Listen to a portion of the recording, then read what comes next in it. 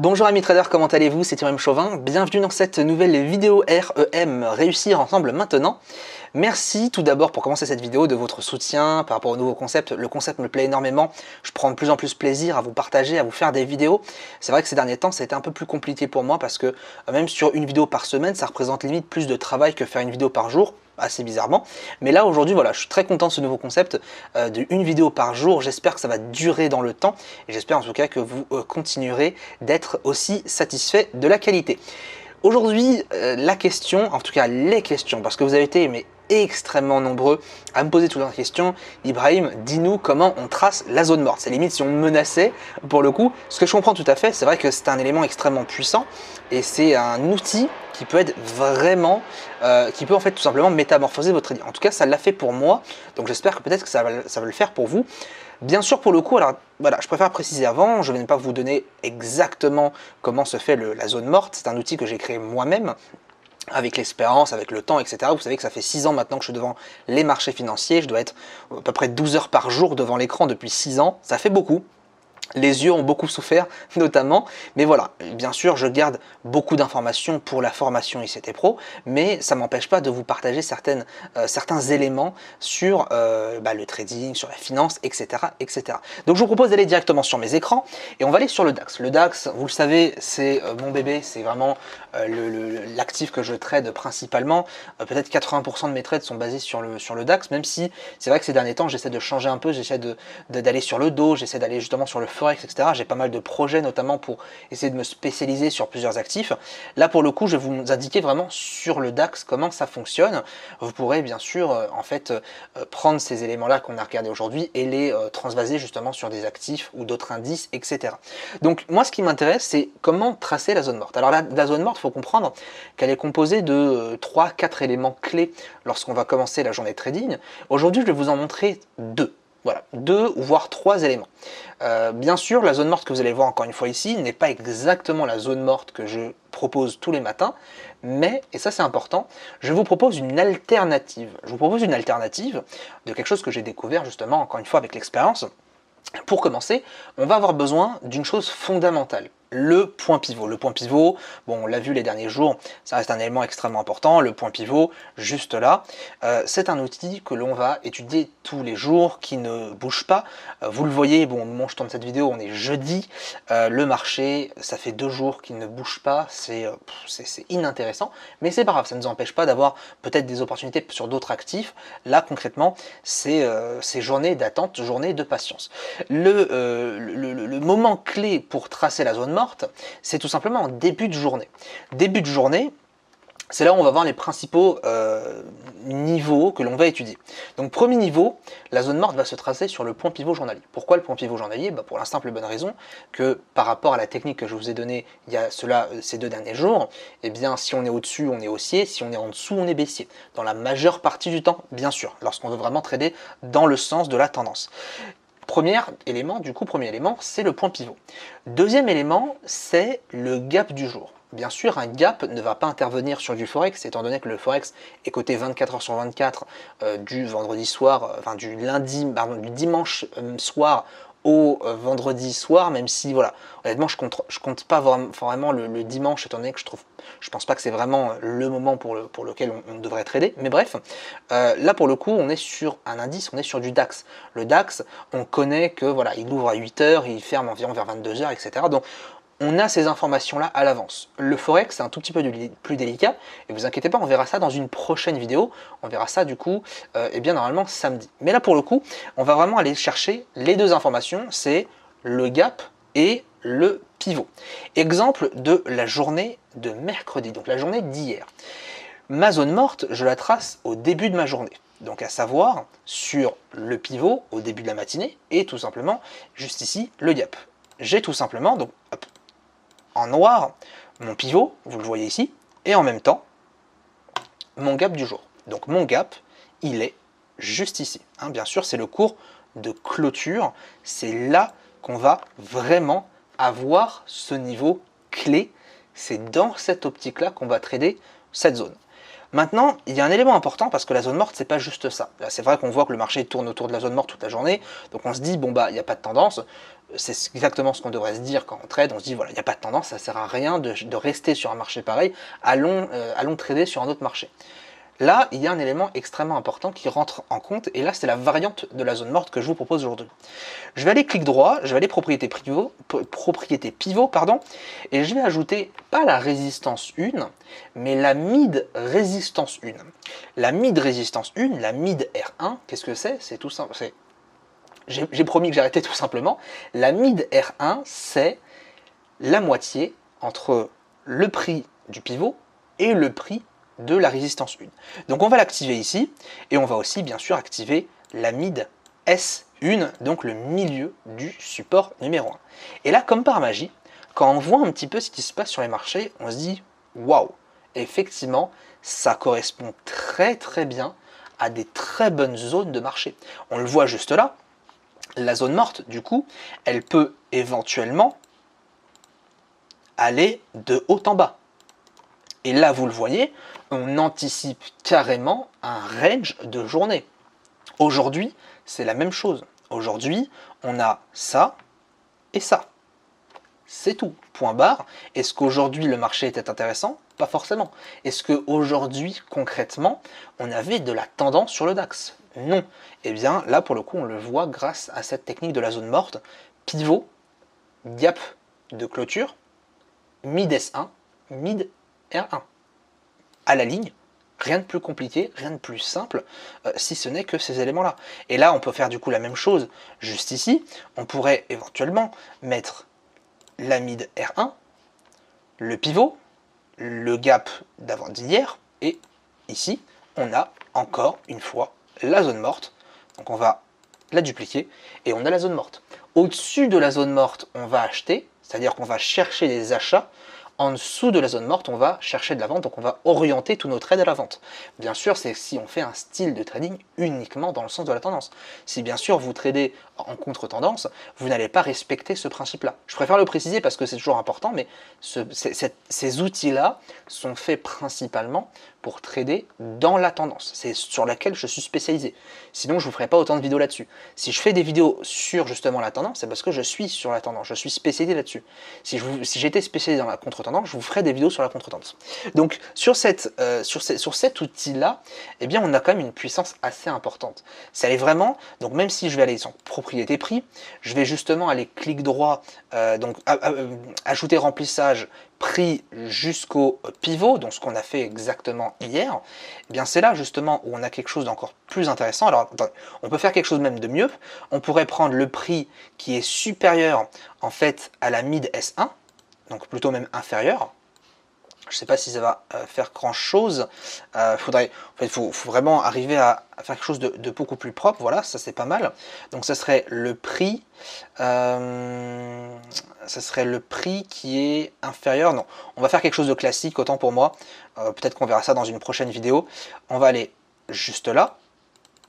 On va mettre des couleurs plus claires, c'est ce que je fais de manière générale parce que je préfère quand c'est beaucoup plus clair. Et vous le voyez, à chaque fois qu'on a la zone morte, donc je vais vous indiquer, je vais vous tracer la zone morte sur les 10 dernières périodes.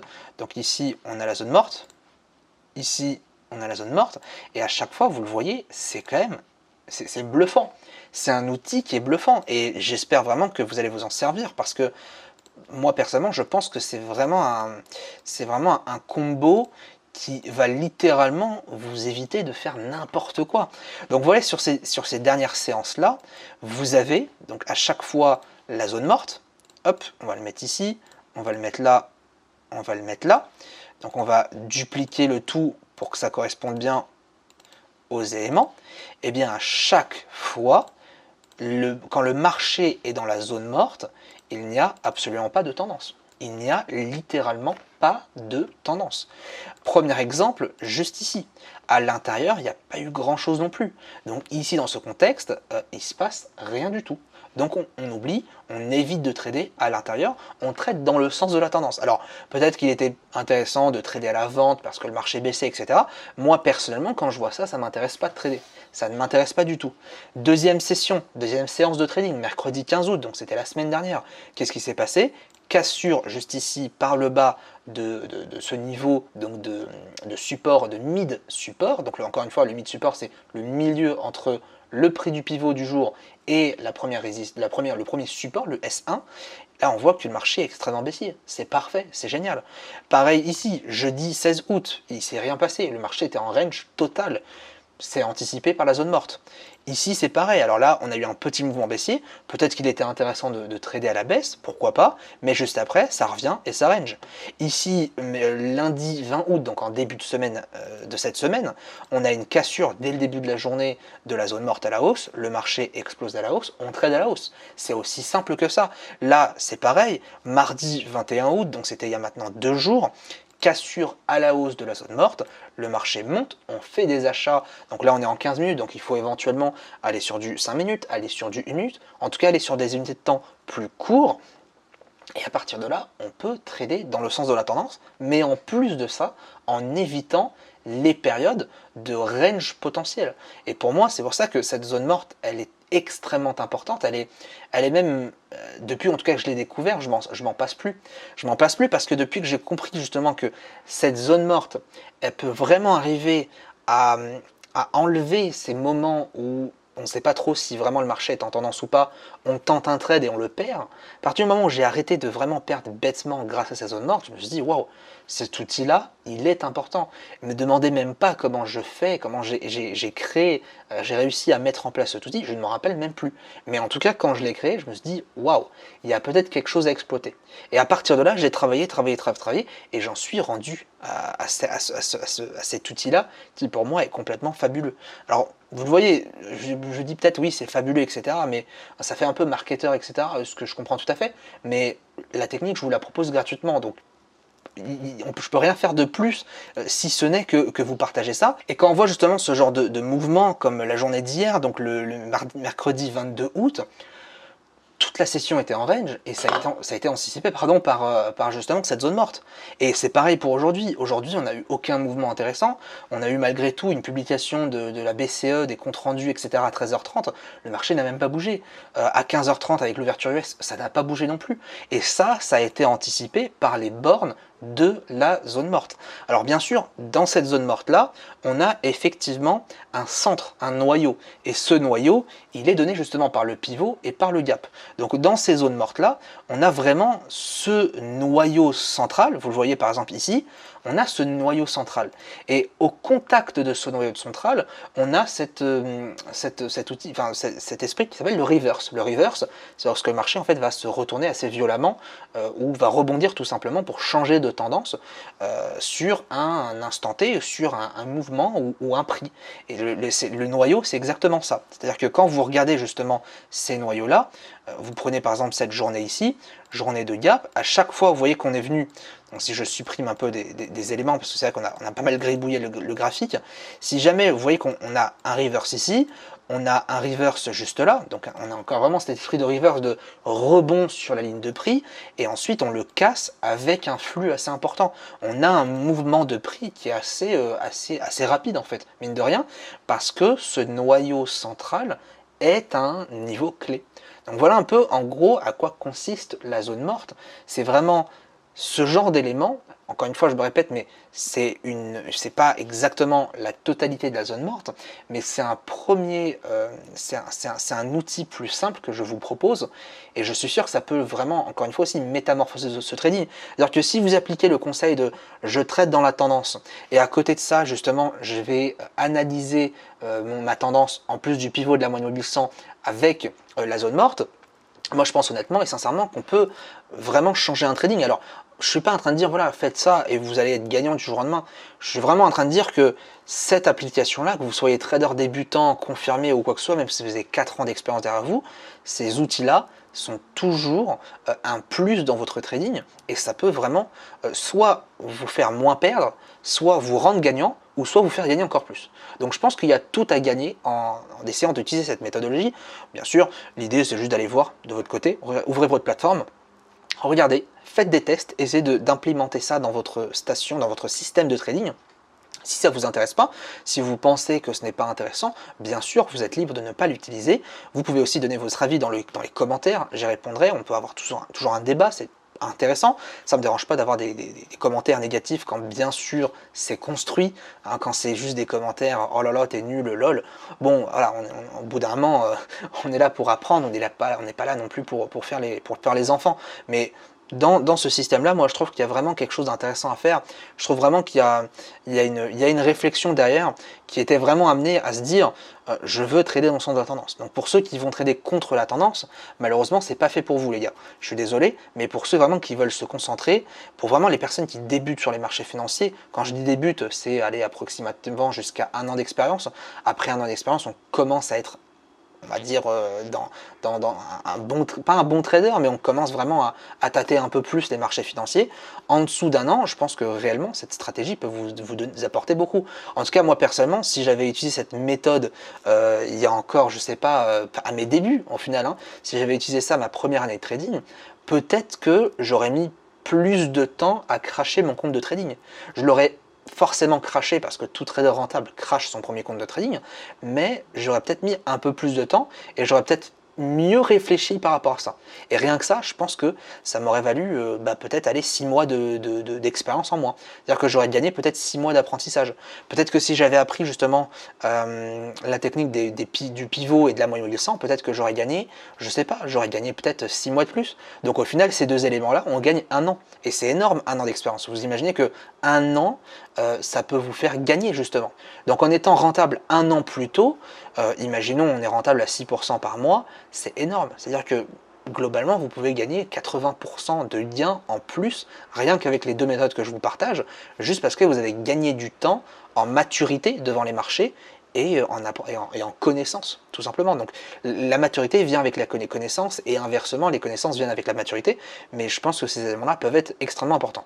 N'hésitez pas en tout cas si vous avez une idée de vidéo, de sujet sur laquelle on pourrait traiter. Je vous préviens d'avance puisque dans 2 semaines, petite surprise, on aura une semaine spéciale Ichimoku. Beaucoup de personnes m'ont demandé aussi d'aborder le sujet du trading Ichimoku, de l'indicateur en lui-même. Donc on ira voir ça dans 2 semaines exactement. La salle de marché presque terminée. Je vais vous donner pas mal de nouveautés, pas mal de nouvelles sur les autres vidéos. Mais voilà, mon but sur cette semaine-là, en tout cas, c'était de vous apprendre quelques petites notions clés. J'espère en tout cas qu'elle vous aura plu. N'hésitez pas en tout cas à mettre un petit pouce bleu juste en bas de la vidéo si elle vous a plu, à vous abonner à la chaîne pour voir les prochaines vidéos. Très bonne journée de trading à tous et à bientôt.